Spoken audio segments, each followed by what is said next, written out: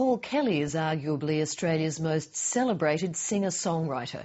His body of work contains more than 300 songs, many of which have been covered by other artists both here and abroad.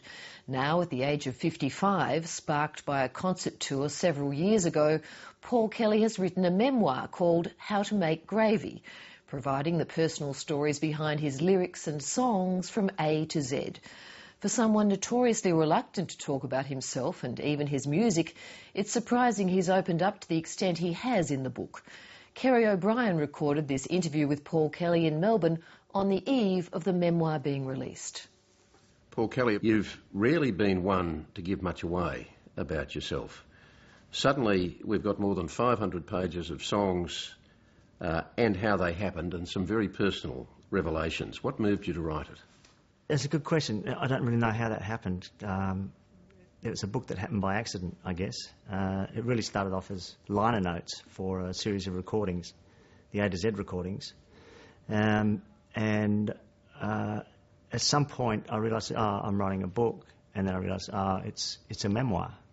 And then you had to confront how honest you were going to be, I suppose. Yeah, I think, you have to sort of think, well, if I'm writing some kind of autobiography, you've got to honour it. I mean, there's certain frankness you have to have. So that's when it turned into, non-fiction. I mean, my songs are fiction, but this is something completely different. There are so many directions we can go in, but I'll start with some of your collaborations. Kev Carmody, with whom you wrote From Little Things, Big Things Grow, about Vincent Lingiari and the Wayfield land rights claim.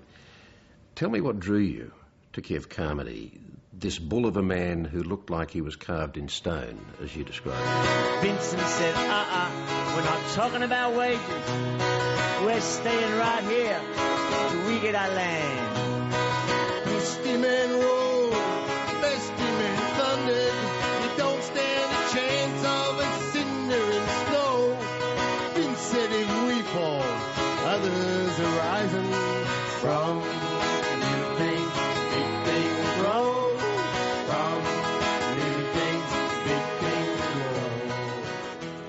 Yeah, I vividly remember meeting Kev for the first time. We were at a concert in Sydney together. I think it was a Rock for Land Rights concert.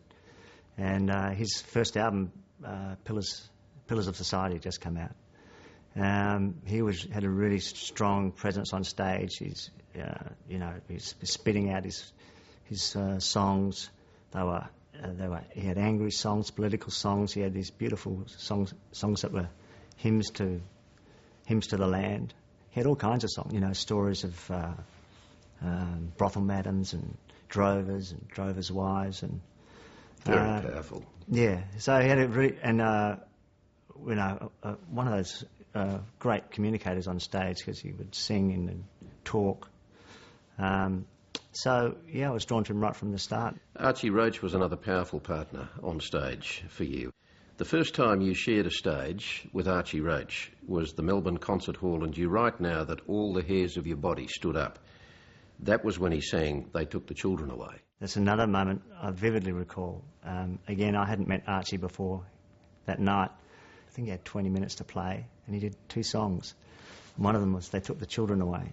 And I was just watching him from the wings, and you could just feel it in the auditorium, this electric tension when he sang the song. When he finished, there was actually a long gap before the applause, because I think people were still digesting the song.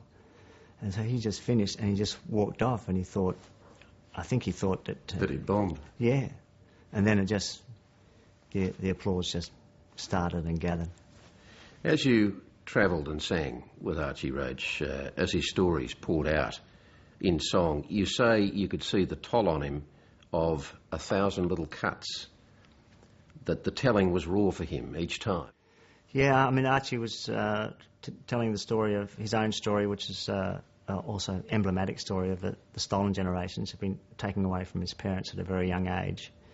And the record came out in the early 90s, so there was still a lot of people who were interviewing him for whom this was kind of fresh news. And so that was the thing they always asked about, and so that was the thing he had to keep saying, but and telling. But and in the telling, he was reliving it each time. Yeah, yeah, and I think he still is. You talk about family quite often in the book for obvious reasons. You relate one beautiful song called "Meet Me in the Middle of the Air" to your mother's death, and you'd played Scrabble with her the week before she died, and she'd beaten you as usual. You describe the family gathered around her as she died, and you write, "The minutes ticked on slowly, the gaps between the breaths got longer and longer. There'd be a terrible pause. Is this it?" And then the stubborn body would shudder into action again. This went on for a long time, and then you talk about the last pause.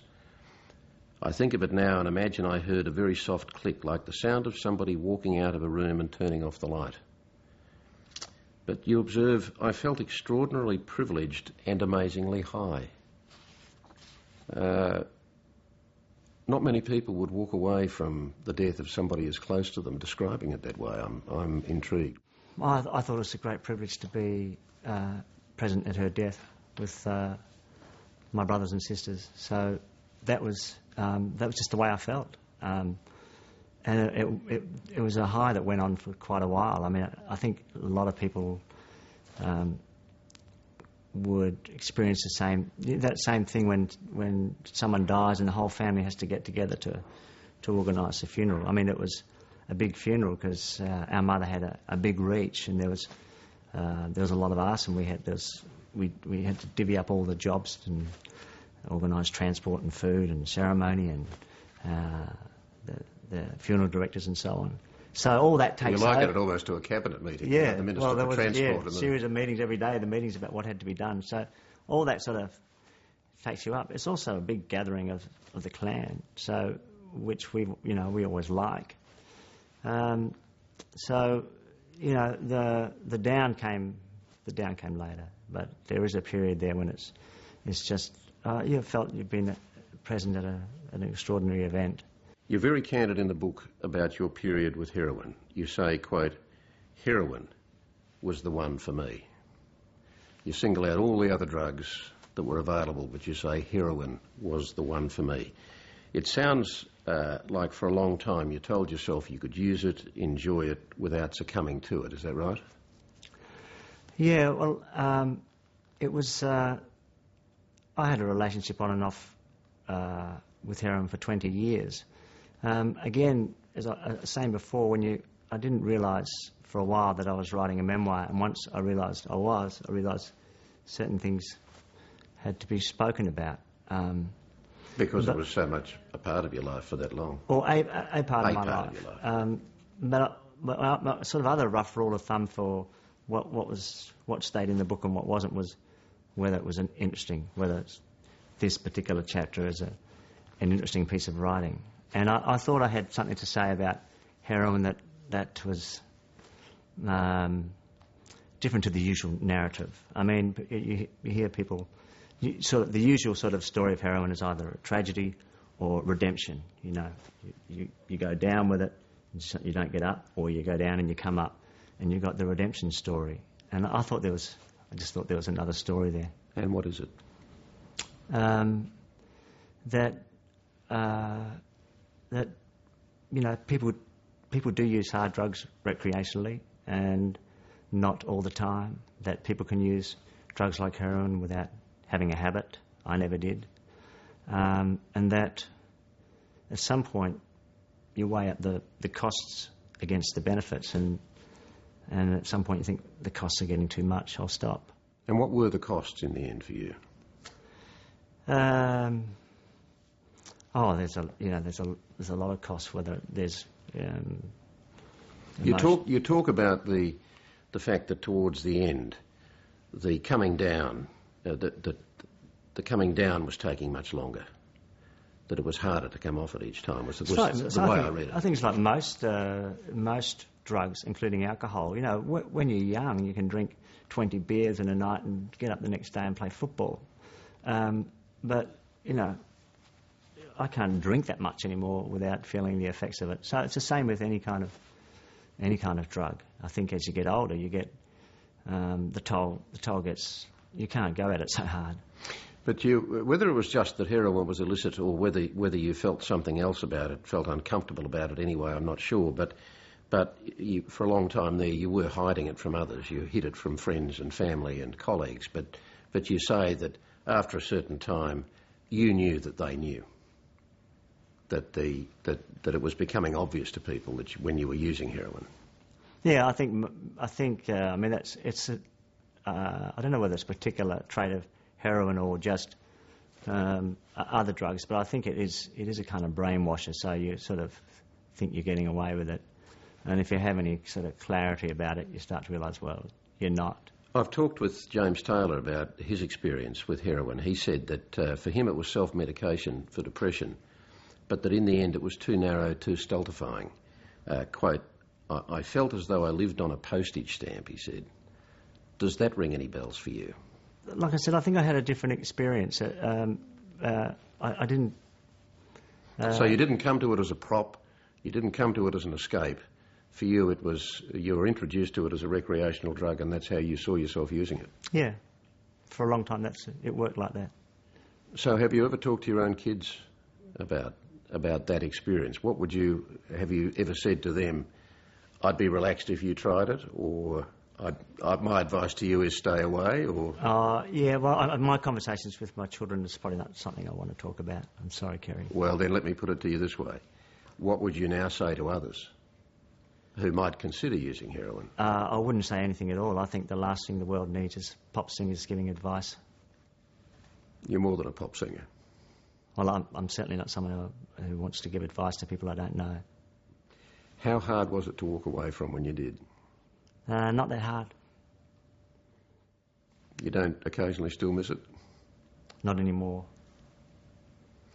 Having written the book, how do you feel about it?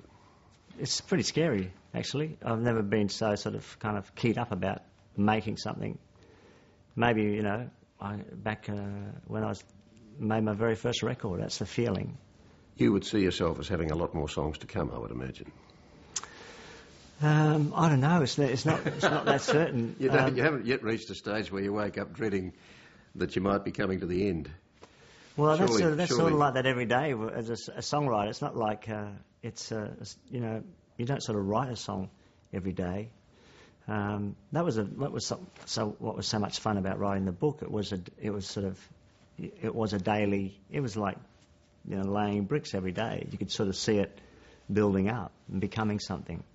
Songs aren't like that. They're sort of you don't know whether you're going to catch one or not. And once I started writing the book, I didn't write a song. It seemed like I was flicking a switch from one kind of writing to the other. I haven't written a song in 2 years, except a couple of co-writes with other people, and they pretty much were driving the song. And are you starting to feel hungry again to get into it again now that the book's done?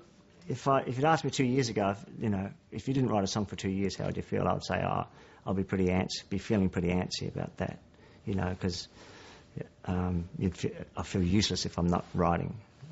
But you're not feeling antsy. No, well, the book was the book's like one big long blurt. So I think I just need to. I'm happy just to sit for a while. Well, we'll look forward to whatever comes next. Paul Kelly, thanks very much for talking. My pleasure. Thanks, Kerry.